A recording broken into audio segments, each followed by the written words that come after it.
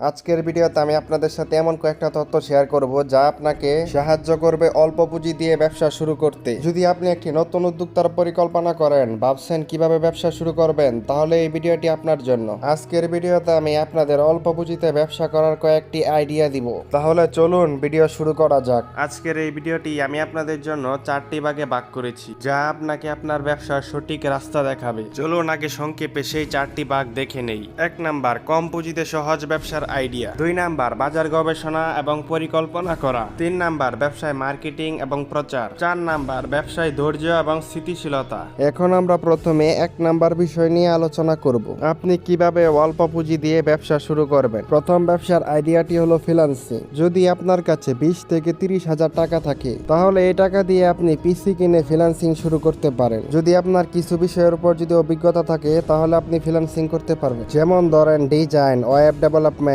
SEO. যদি আপনি এসব বিষয়ের উপর পারদর্শী হন, তাহলে আপনি ফ্রিল্যান্সিং করতে পারেন। আর আপনি যদি এসব না পারেন, তাহলে আপনার জন্য ফ্রিল্যান্সিং না। তাহলে এখন আপনি আমার দেওয়া অন্য আইডিয়াগুলো দেখতে পারেন। 2 নাম্বার ব্যবসাটি হলো ড্রপ শিপিং।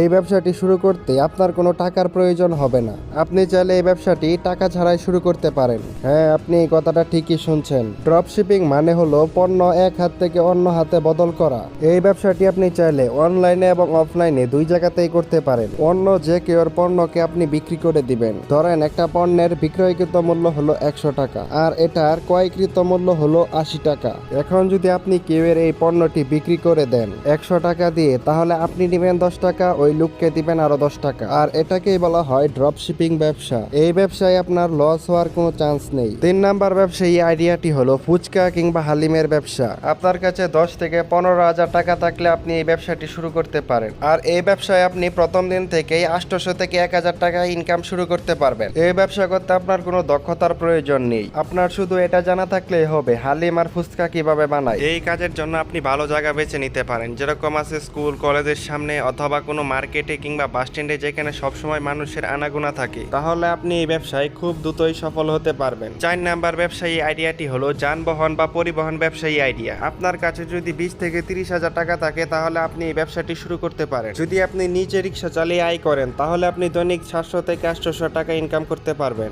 আর যদি আপনি ভাবেন অন্য কাউকে দিয়ে রিক্সা চালাবেন, তাহলে আপনার দৈনিক ইনকাম হবে 300 থেকে 400 টাকা আমদানি পাবেন। এই ব্যবসাতে আপনার প্রথম দিন থেকে ইনকাম শুরু হয়ে যাবে, যার জন্য আপনাকে আর কষ্ট করে ধৈর্য ধরতে হবে না। 5 নাম্বার ব্যবসায় আইডিয়াটি হলো অনলাইন কোর্স বা প্রশিক্ষণ। আপনার যদি কোনো বিষয়ের উপর ভালো জ্ঞান থাকে, তাহলে আপনি সেটাকে কাজে লাগিয়ে টাকা ইনকাম করতে পারবেন। ধরুন আপনি খুব ভালো টি শার্ট কিংবা জামা কাপড় ডিজাইন করতে পারেন, তাহলে আপনি এগুলো অনলাইনে কিংবা অফলাইনে বিক্রি করে প্রফিট অর্জন করতে পারবেন। এছাড়া রয়েছে আরো বিভিন্ন ধরনের কারুকাজ, হাতের কাজ। আপনি চাইলে এগুলো বিক্রি করতে পারবেন। আপনার যদি হাতের কাজ ভালো থাকে, তাহলে আপনি এই ব্যবসাটি দেখতে পারেন চাইলে। এই ব্যবসার পিছনে আপনার বেশি টাকা ইনভেস্ট করার প্রয়োজন নেই। চলো এখন আমরা পার্ট 2 নিয়ে একটু আলোচনা করি। বাজার গবেষণা করা বা বিশ্লেষণ করা। ব্যবসা শুরু করতে আপনার প্রথমে যা দরকার হলো তা হলো সঠিক পরিকল্পনা। সঠিক পরিকল্পনা ছাড়া আপনি কখনোই ব্যবসা করতে পারবেন না। সঠিক পরিকল্পনা আর ধৈর্য ধরলে ব্যবসায় সফলতা একদিন আসবেই। 3 নাম্বার হলো ব্যবসায় কিভাবে মার্কেটিং এবং প্রচার খুব সহজভাবে করবেন। এই পদ্ধতিগুলো আপনার কাজে লাগবে, বিশেষ করে অনলাইন বিজনেসের ক্ষেত্রে।